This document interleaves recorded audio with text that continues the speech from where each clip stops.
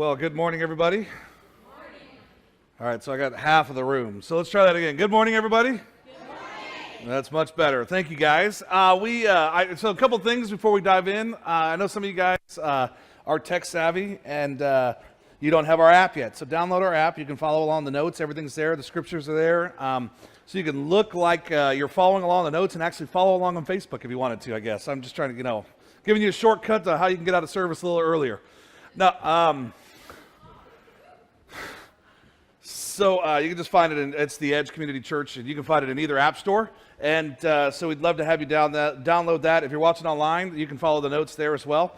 I will tell you is that just because I know she's watching right now, as I was before I came up here, is that I want to say good morning to Jackie in Sacramento. I know that she's watching right now, and I know there's some other people that are watching, but I know for a fact she commented this morning. So good morning, Jackie. And so this week, I heard a joke. And it's one of those corny jokes, but it's still a joke. And I like to kind of open up with something funny. And so there was a professor at a school, and he had students from all across the country. And he asked one of his students from California, he goes, we're going to do some word association or, opposites. What's the opposite of joy? And she responded with sorrow. It's kind of, California student, sorrow, joy. And so the professor asked another student, what's the opposite of depression? And the other student, it's a little different. It's happiness, right? Depression, we associate happiness with it. And then he asked another student, and what's the opposite of woe? And the student from Texas chimed in and said, well, the opposite of woe has got to be giddy up, right? It's got to... See, I told you it was corny. I told you. But I had to start with this because, we're kind of going in one of these situations. Today we're going to talk a little bit about depression. And because I think a lot of times, I had to figure out how to broach the subject. You sit there and you go, man, depression is rough. Because a lot of times when we're in depression, we don't want to face it.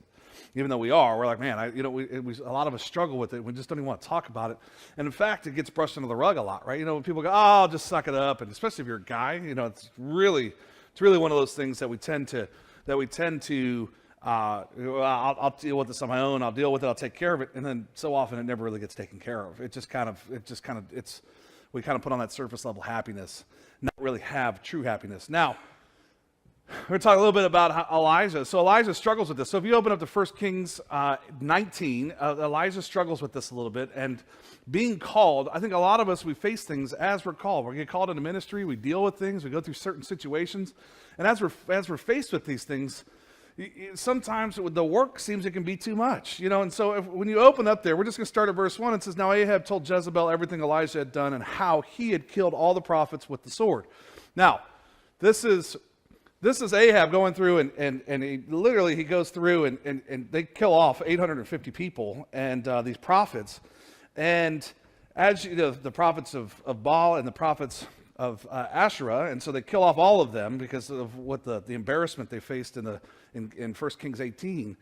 And as you look through this, let me give you a little bit of history of Ahab and Jezebel first. Is that we start there, is that Ahab is... It says he says it's the most evil leader ever in the past. And so there have been 19 consecutive evil, bad leaders in the northern kingdom at this time. And he's married to somebody who becomes an adjective. Don't be a Jezebel, and so she's evil. And so at this point, though, he turns over really the leadership of the northern kingdom to his wife. He turns it over. I'm done with this. I don't want to do this anymore. And you can read more about this as you go in through the scripture. But he turns us over, and he goes, he's all, you're in charge. And so in between verse 1 and verse 2, there's a lot that kind of transpires, is that he's given all power to his wife at this point. And for her, she kind of takes over in perfect Jezebel fashion. And so it says, so Jezebel sent a messenger to Elijah to say, may the gods deal with me, be it ever so severely, if by this time tomorrow I do not make your life like one of them. And so she's referring to one of the 850 prophets. What she's saying is I'm going to kill you. I'm going to destroy you just like all those other ones. And Elijah has this response that I don't really expect from him. After he's seen the faithfulness of God and what God has done and how God has raised him up, it really, in verse 3, it says, Elijah was afraid and ran for his life. he's afraid and he takes off. He's like, I got to go. And really, he goes, this chick is crazy. I'm out of here. And so for me, I question why Elijah would respond this way.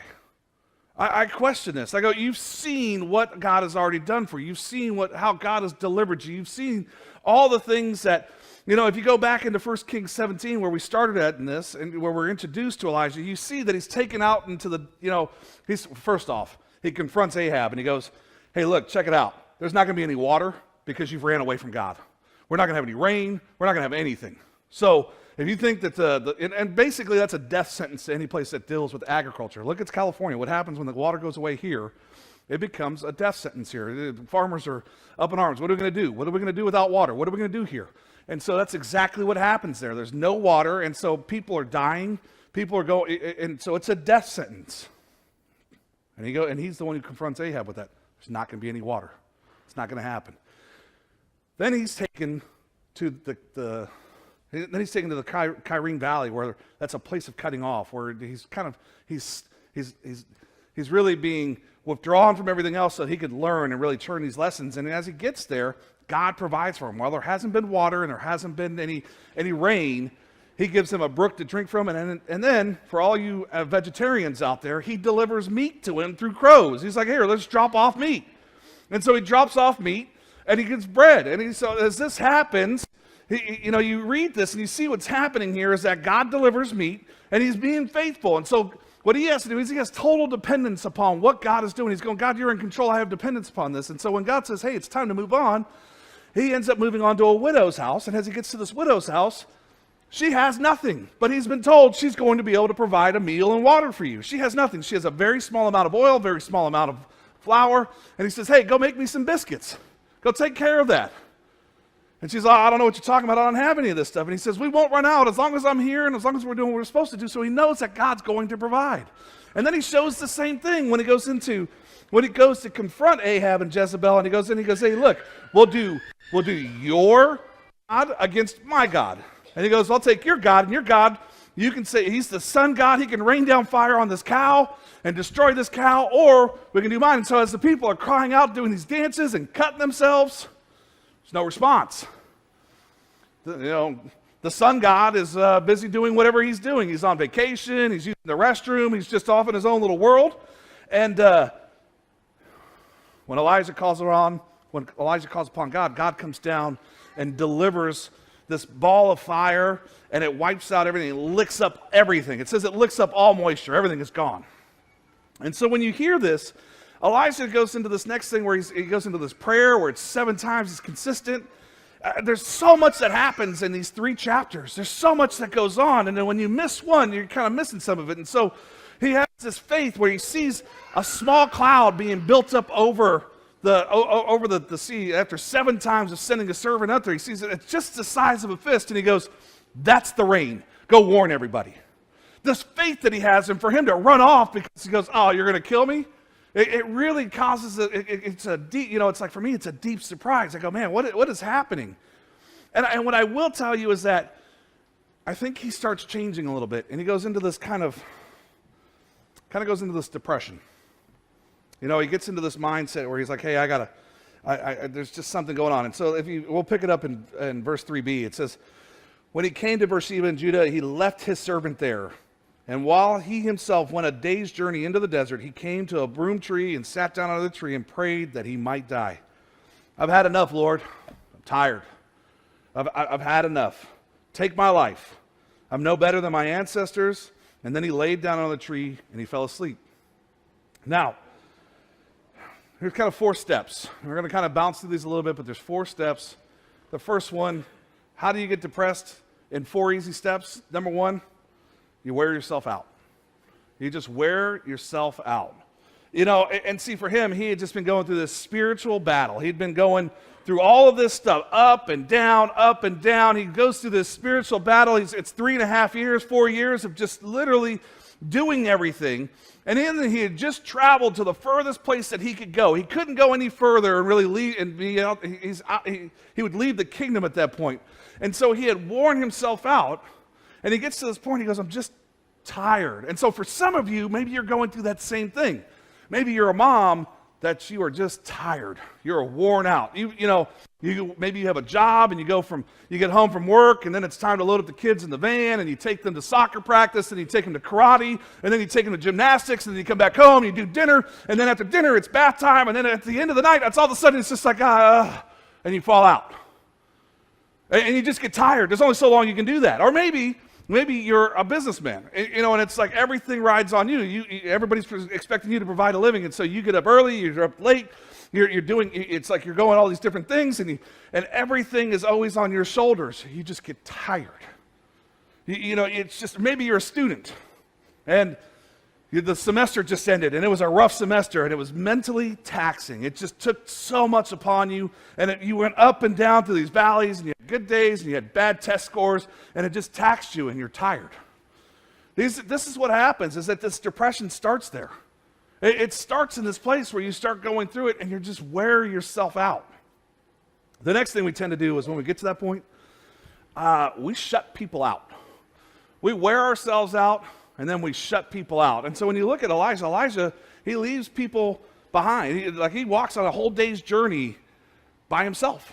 He leaves his servant behind, and he goes, hey, I'm going to go, and so if you just take 10, 12 hours, we'll just do 10 hours, if you start hiking in the desert, and let's say an average person can cover 6.5 miles an hour walking, he traveled 65 miles. He's 65 miles away from his servant to where he's all by himself. He just completely withdraws and goes, I don't want to do any of this. This is what I tend to do, and I think most men tend to do this. Most men, when we get to this point where we go, I'll take care of it, and we just shut down. We go, I'll deal with it myself. And we shut everybody else out. We go, I don't need anybody. I don't need anybody else to work with me on this. I've got it. I'll take care of it. And we shut everybody else who wants to help, they're just nowhere to be seen around us.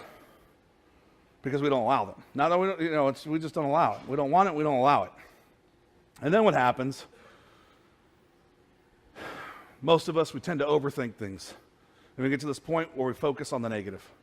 We just overthink and we focus on the negative. I'm never going to be any good. I'm never going to get that job. I'm never going to get the promotion. I'm never going to find a spouse. I'm never going to fit into those jeans again because I keep eating ice cream. It's just whatever it is. It just keeps going and going and going. We focus on the negative. I'm never going to do this. It's never going to happen. I'm worthless. And we focus on this. And what happens is we tend to exaggerate the negative. We tend to take it from being just a little thing, and we take it and we expand it. Man, we make it to where it is like the worst thing ever. It's like, I'm never going to be able to fit in these jeans again. All of a sudden, we just set off a nuclear bomb in the living room. We just take it to that level, but I'm using that as a light point, but the reality is we take these small things and we turn them into huge things to where it seems like, I'm never going to get out of this. That mountain is too big for me to move. But what am I going to do? And we start to feel helpless. You go from, you wear yourself out, you shut people out, you focus on the negative, you start to feel helpless, and then you forget about God. You completely just go, God, you were there 5 minutes ago, but now you're not. And so we see this with Elijah. He gets out there and he goes, please take me out. I'm done. It's over. I'm tired. And you can see that the common trait that you can see that's happened thousands of years ago continues to happen now. That's what we do. We forget about God. We go, God, we forget what he's done. We forget that Elijah forgot that God delivered water, that God delivered meat and bread, we forgot the things that he had provided, which is what we do now. We tend to forget what God has done for us. We go, God, you're an amazing God, but what about now? What about today? Last week I talked about keeping a prayer journal. And because a lot of times we need to be able to reference back to the prayers that have been answered. And we don't. We don't tend to be able to look back and go, what prayers were answered? What did he do? How did he help me get through this? Because what happens is you have these prayers from 6 months ago that you've forgotten. You forgot. You go, God, deliver this for me. Whatever this thing is, God delivers, but you prayed it 6 months ago. He did it, and 3 months later, you've forgotten that you even prayed for it. You thought you did it on your own.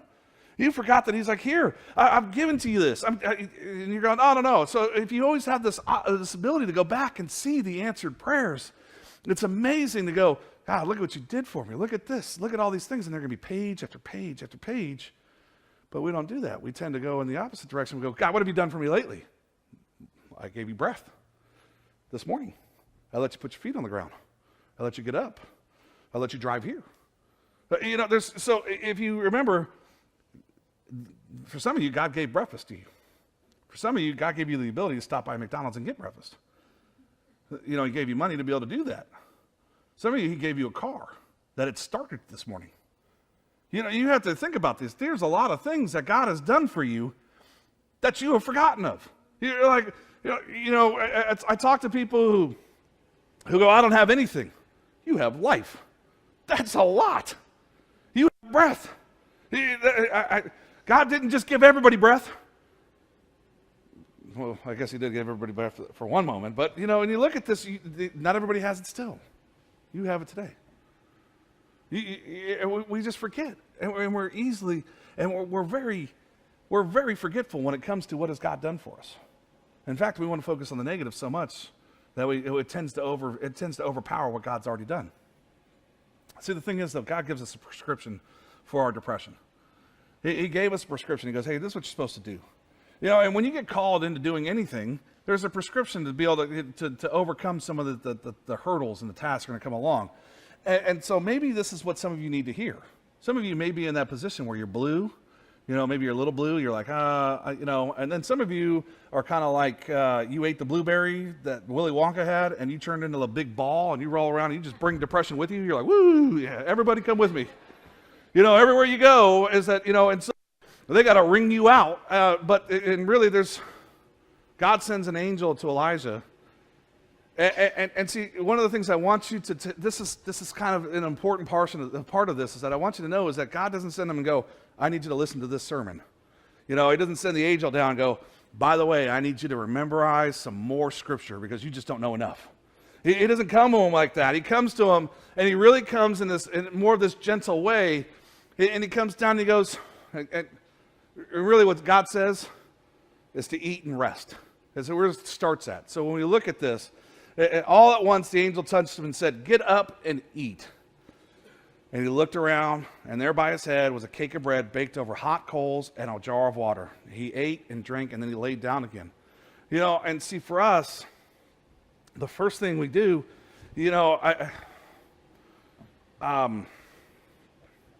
one of the things that, and I'll just kind of tell you, is that I was meeting with somebody, and for some of you guys, I'll meet with a counselor, I'll meet with a therapist if I need to. I'm not ashamed of that. And I think that some of us, we get to this point where we become ashamed of that. But I think that it's healthy to be able to express what's going on and what's happening within you, to be able to talk to somebody and go, hey, this is what's happening. I was meeting with somebody, and they said, Mike, you're on the early stages of burnout. You have to make changes. And I go, I can't take time off. I can't do these things. And he says, I said, I have so much to do for God. I have so much to do for the church. And he told me the most spiritual thing that I could do was to take rest. He said, the most spiritual thing that you can do right now, Mike, is to rest. For us, we look and go, well, who else is going to do it? Oh, well, there's plenty of other people. Church didn't just revolve. It didn't start when Mike started doing church, and it's not going to end when Mike's done doing church. But and so those things you have to look at is you have to go, it will continue, but the most spiritual thing some of us can do is rest. Maybe the most spiritual thing that some of you guys can do is rest. It's probably the most abused command, is that day of rest. We forget to take a day off.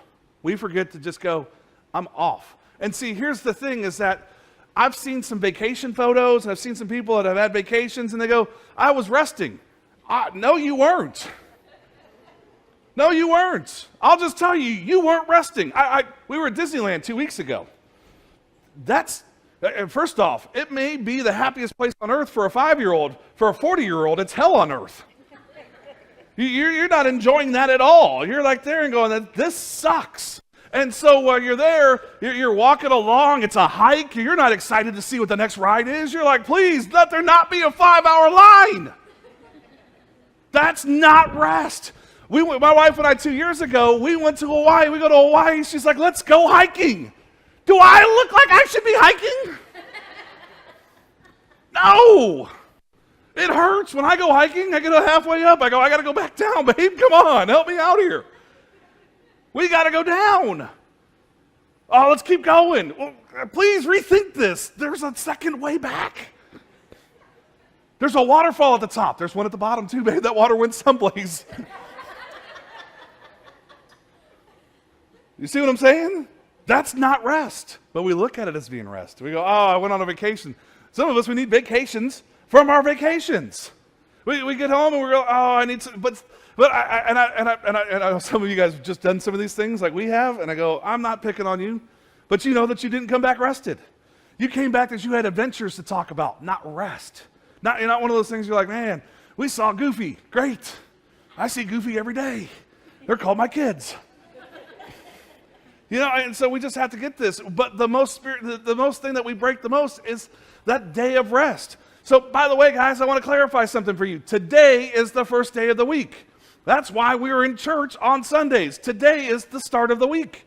Today is the beginning, and we give our first to God. This is our first that we come in and we go, here's our first and best. We walked in and said, God, here's the beginning of my week. Now recharge me, refresh me, get me through tomorrow. Most of us, we go, tomorrow is my first day.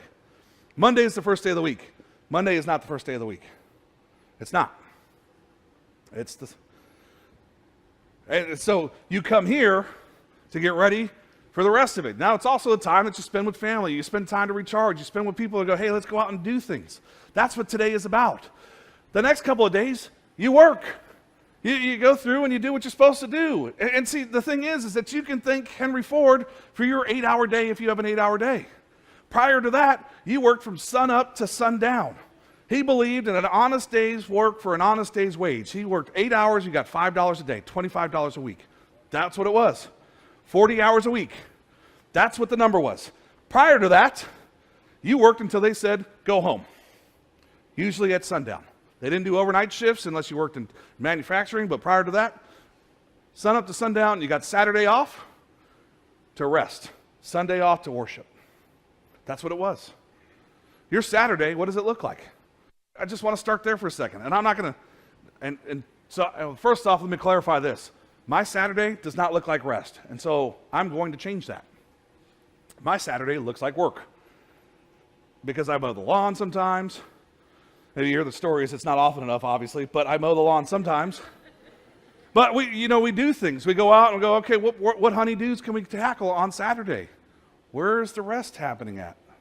Replace the sink. We do this, do that, do that. You're not getting a day of rest. You're going, why am I tired? Why haven't you taken a full day off, a full day of rest? It really is the most abused command.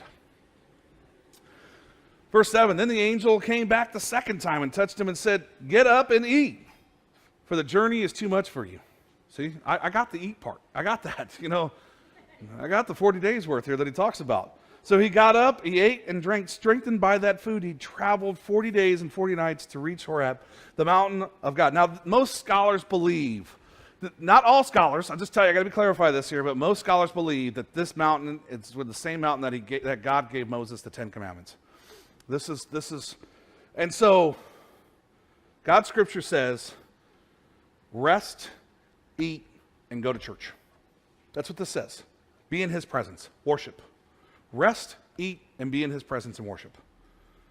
And so often, if you look at my diet, I know I say diet, but if you look at, I don't eat breakfast generally. Lunch I skip over most of the time, and then I eat probably an unhealthy dinner. I'm not eating properly. I'm not eating what I'm supposed to do. I don't rest, but I get to come and worship all the time, so I'm happy because of that. But you see what happens is that it can be, it can tax us. That's for me. I work here. What about you guys? If you don't work here, what are you doing? Do you eat healthy? Are you eating 3? And really, most people think you should be eating 6 times a day. 6 smaller meals is what you should be eating. I'm eating 1. And are you getting a full day's rest? Because most of us aren't. Most of us, we are burning the candle at both ends and just waiting for it to extinguish. And see, here's the thing, is that what happens is we run that way so long that at some point, God forces rest upon us. Because we get so tired that our bodies just shut down. God goes, well, I asked for 1 day, now I'm taking 5. And you end up staying at home for a full day because you just didn't get the rest that you needed all the time. You know, we're running around doing all these different things. We don't get the rest. And then we kind of come inconsistent with church. We get to this point where we're here, we're not here, we're here. We're like, hey, I showed up last month. Well, you're going to see what we really miss is we miss the fellowship with the believers. Hebrews 10:25 says, let us not forsake meeting together. As others have done. It really talks about we need to come together. We need to have people with us to help us to grow, to help us get through this, to help, you know, and it suffers when we don't do it. When we're not here, people miss you. You may not, you know, you may go, oh, Mike, you don't miss me. I not only miss you, but somebody sitting next to you misses you. But you're supposed to be in worship. You're supposed to get there. The other thing that God does as we start doing what he's asked us to do, God replaces our lies with his truth. So we take things and we go to these different positions with it. So I just want to tell you is that when you look at this, and if you open up and you're at verse 9, it says, there he went into a cave and he spent the night. And the word of the Lord came to him. What are you doing here, Elijah? I want to stop here for a second. This is kind of one of those questions that God didn't have to ask. He asked for a reason. So this question is asked. It's not like God came down from heaven and sent an angel down and said, hey, I'm here to play private investigator. What are you doing, Elijah? He already knew what Elijah had done. He already knew what he was doing. This here was more one of those things. Elijah, I want you to confess this with your tongue. I want you to speak this aloud and say, this is what I'm doing. And really what he was looking for is I'm hiding and I'm afraid. And I'm trying to find what I'm supposed to be doing. And really he gets to this and he asks him, he says, and he replied, I've been very zealous for the Lord Almighty. That's true. And he comes out and he goes, the Israelites have rejected your covenant. That's also true. They've broken down your altars. That's true. Put your prophets to death with the sword. That's true. I am the only one left. That's false. And now they're trying to kill me too. That's true. And so as you look at this, he takes it to this point, and really what he starts to do is actually carry a burden that God didn't ask him to carry. He basically picks up a suitcase and he's carrying this thing. And really what he goes, I'm the only one who can get it done. Without me, this doesn't happen. And that's not the truth. That's false. I'm the only one who can get it done. False. I'm the only one who cares. False. Everyone's depending on me. False. I'm all alone. False. No one understands. False. See, these are the things that we tell ourselves, though. I'm the only one who can do this. I'm the only one, I know without me it doesn't get done. I'm the only one who cares. I'm the only one who's got I'm the only one who cares about this. I'm the only one who's trying to get this done. I'm the only one who believes that it should be this way. That's not the truth at all. When you're doing God's work and you're doing what you're supposed to be doing for him, there's so many people that are around you that are actually trying to do the same thing. We just tend to shut off everybody else. We go, no, my way is, and really what you're saying is my way is better. Everyone's depending upon me. Now, as a team, everyone depends on the team. And really, when you look at this and you read further into it, there's 7,000 other people that are a part of this. Yeah, we miss this. And when he tells them, go back to my notes. When he tells them, he says, really, there's 7,000 others. There's 7,000 who haven't bowed down to Baal. There are 7,000 who haven't bowed down to this. There's still 7,000 Israelites that are out here, that are out doing what I've asked them to do. It's not just you. You're not fighting this battle alone. See, we believe the lies. We tend to believe the lies instead of the truth. You know, we go, my marriage can't be healed. That's false. My job can't get better. That's false too. My kids will never come back to God. That's false. I'm always going to be alone. That's false. But we tend to believe the other way. I'm always going to be alone. And we take and we'll exaggerate that, and we'll take it to the level, and we'll go, what am I going to do? Nobody likes me, and we compound it, and we get further and further into it. My kids are never going to come back to God. Well, are you trying to bring them back to God your way? It's like you grabbed them by the neck. Get over here. Go with me to church. Why would they go with you?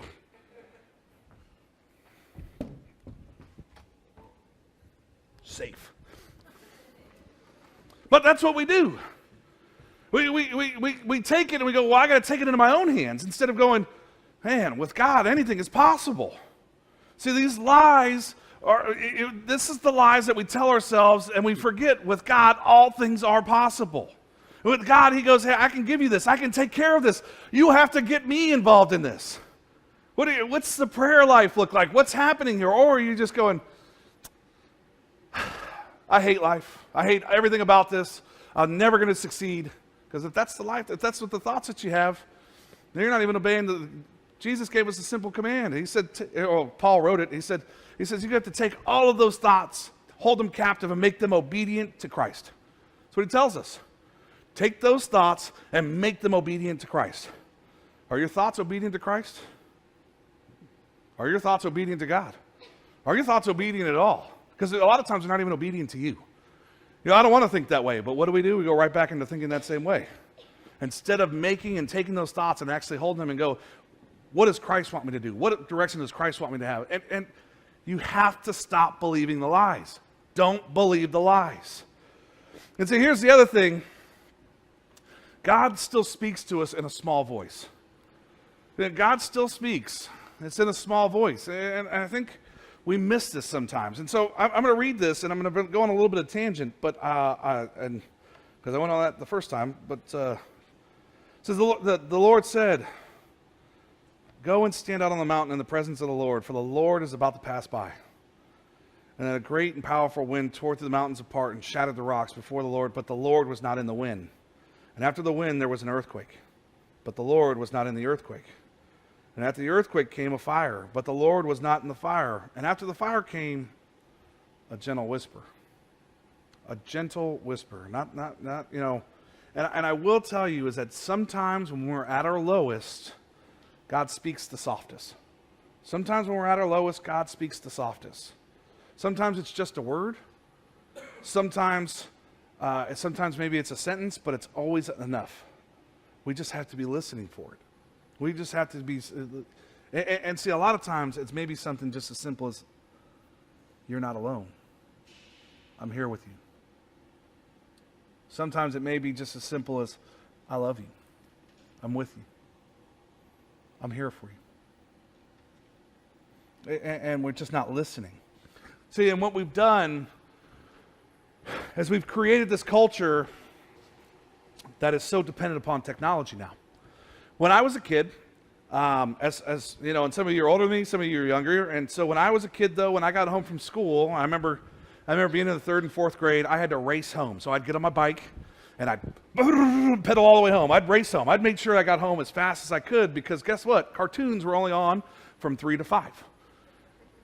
3 to 5, that was it. There was no cartoon channel that ran for 24 hours a day. Cartoons were on from 3 p.m. to 5 p.m. because they accounted for you to be home from school. And then when your parents got home, guess what would happen? The TV went to what they wanted to watch. So in our house, currently, like if you come into our house, we have TVs everywhere. And as I'm sure some of you guys have TVs, you walk into, I walked into somebody's house, there was a TV in the bathroom. I'm not going to tell you whose house that was, but I will tell you is that I walked into somebody's house, they had a TV in the bathroom. But at our house, there's a TV in the living room, there's a TV in the family room, and each one of the bathrooms, or bathrooms, each one of the, it's my house that I walked into that had a TV in the bathroom. Sorry, I just put myself on blast. No, I'm kidding. But each one of the bedrooms has a TV as well. And it may be that way at your house as well. But here's what's happened is that we no longer talk to our families at our house, because what happens, everybody scatters. It's like the lights got turned on the roaches, and boom, everybody went to their rooms and started watching TV or playing Xbox or doing whatever else that they were doing instead of actually socializing and talking around the table. And the other thing that would happen when I got home at 5 o'clock, my mom would turn on the news. I went outside. I was skinny as a kid because I actually knew what it was like to play outside. What happened? We've gotten so dependent upon the technology that we've actually forgotten to actually utilize people, to talk to one another, to have relationships. And so what's happened is we've created so much noise. So if you look at people, when they get bored, what do? To Facebook they go. To Instagram they go. To this they go. Instead of actually being in the still and the quiet, they've occupied it with something. I told my wife yesterday, I said, at our house, I think the Xbox needs to go away. We just got an Xbox. But it destroys our family. The kids are pulled away into a different room. And I said, you know what? I said, even if I want a parent and I ask them to do something, just 1 minute, When I was a kid, just 1 minute, that you've already been hit twice. I'm not advocating going beating your kids. Just saying that kids don't do what they've been asked to do anymore. Or they don't do what they've been, you go, hey, do this. And they go, oh, I'll get to it when I get to it. Does that fly at your job? Does that fly when, and if it does, I want to work there. We've changed the whole circumstances, and we've changed things because we've become so dependent upon all the noise. And so what happens is we stop hearing God's voice. We stop actually going into the quiet. When was the last, I know some of you guys do hiking and you do some of that stuff. And when you go out there, take out the headphones and spend time in the woods with God. And I promise you start hearing his voice. It's in the still and the quiet. It's a gentle whisper that he speaks to you in. It's not through talk radio on the car. It's not through your iPhone or your Android or any of those other devices. It's through the still. It's through the quiet. And so when you start going, why haven't I heard from God? When did you turn down the other noise? When did you turn down everything else? If you don't turn down the other noise, you're never going to hear the soft whisper of God. And we're going, well, what am I supposed to do? Turn it off. It's simple. So here's the thing. Most of you guys were old enough, you know what life was like without this. You know what life was like without this. And even for you young guys, I'm looking around, I see some, the iPhone, they're only on the 10th generation now. That's it. They're only on the 10th generation. That means really it's only been 10 years since we've had this, and you see how much damage it's done in 10 years. It's a great tool when utilized properly, but it's destroying our communication with God. 10 years, it's made a drastic shift. The internet usage, all these different things have shifted so dramatically because of the invent of the iPhone. And we have to start looking at things and going, what are we doing and what are we allowing? What are we allowing into our homes, and are we using them as tools, or are we using them as distraction devices? And it prevents us from hearing what God has given us to do. So that's the thing. God gives us something to do. With all of these things and all that stuff that's happening, God gives us something to do. And when you go through and you look at it and you go, well, what is it that God's asked us to do? Now, I'm going to tell you that, guys, when I was a kid, I had to go through speech therapy. So when you see me start pronouncing things bad, that's why. I have a hard time pronouncing English. It said, the Lord said to him, go back the way you came and go over to the desert to Damascus. And when you get there, anoint Hazael, king over Abram. Also anoint Jehu, the son of Nishma, king of Israel. And also anoint Elisha, son of Shaphat, to succeed you as the prophet. What he tells him is, go back and do what the prophets do. That's what he tells him. Go back and do what the prophets do.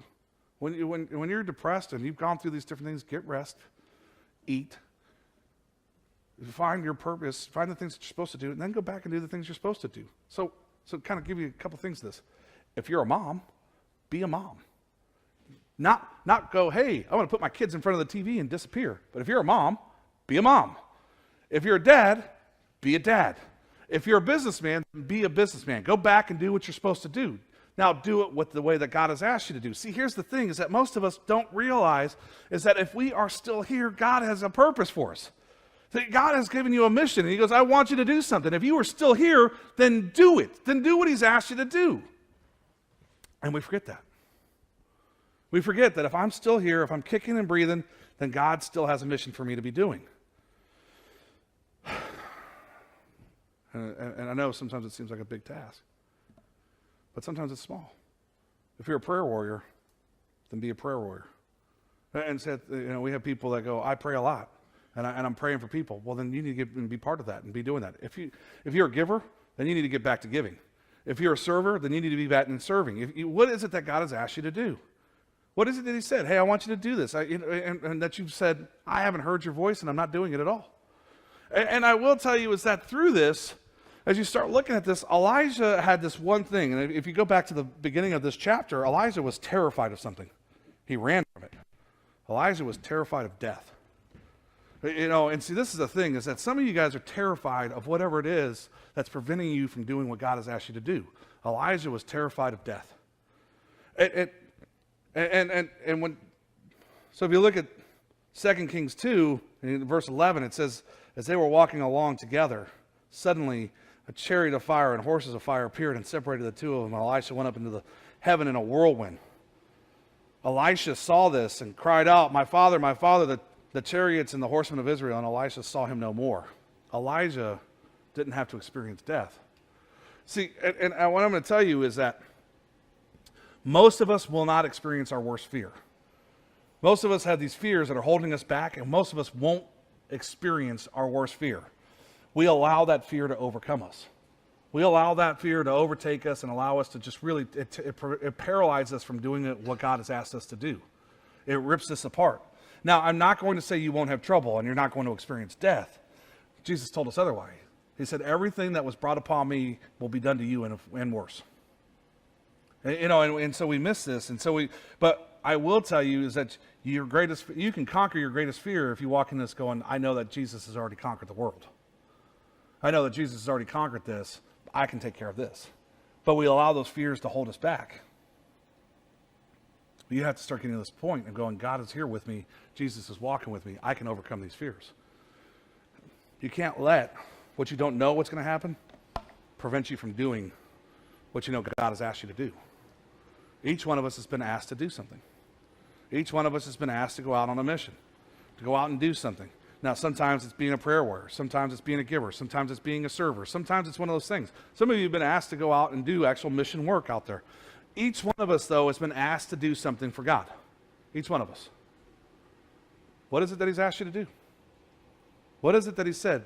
I want you to, I don't want you to do that. I want you to do this and stop being distracted by this. Stop being distracted by the fear. Stop being distracted by whatever it is. Because it prevents us from doing what God has actually don't want us to do. You don't hear that voice. And really, you get stuck in this route of depression. And now, I will tell you, I'm not trying to get away from that there is a major mental illness in there as depression. And so some people have that, and they carry it, and it takes treatment. So I'm not trying to discount that at all. I don't want to take that away. But what I do want you to know is that there is a steps and there is a way to where you can start doing what God has asked you to do, and it uplifts you. It takes you away from where you're at in this place where you go, we compound the negative. We just continue to draw these things out, and we go, man, why do I continue to go this way? Why am I continuing to do this? We shut people out, and really it's because we're in that depressive mindset. Most guys, we operate our daily lives in that position.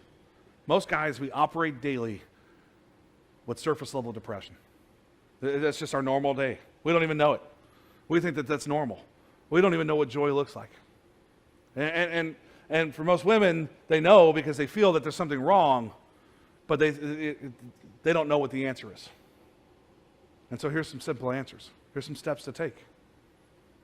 No,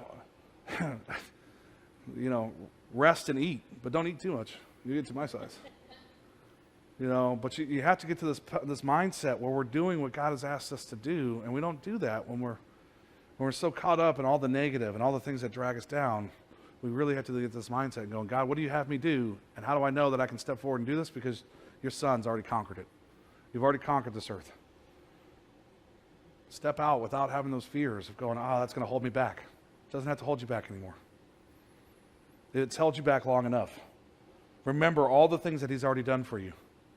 Remember all the things that he's gotten you through. Remember all the terrifying things that you said, God, I give this to you, and he delivered you through them. And know that he'll continue to do that. That you can become an overcomer. That you can do things differently. Starts now. Let's pray. Father, thank you. Thank you for your son Elijah. Just the reminder that he was just a man. That he was just a man that had fears, that was scared, that ran for his life as we do the same. Father, we ask that you provide wisdom for us, and really you give us this priority to spend time with you undivided, without the technology, without the noise, without everything else. Whether it's a long hike in the woods, it's a ride on a motorcycle, wherever we find that time where we hear your voice. That we can find it in the still, that we can find you in your direction for what you've called us to do and what you've asked us to do. And then, Father, give us the courage to step out and do it, to put away the fear and to step out and do what you've asked us to do, not just to know what it is and then not act, but to know what it is and then fulfill it and know that you put us here and you have each one of us still here to fulfill that mission, to fulfill that calling that you've placed on our heart. So, Father, continue to help us get through this. Continue to help us overcome the fear. Continue to provide us with wisdom.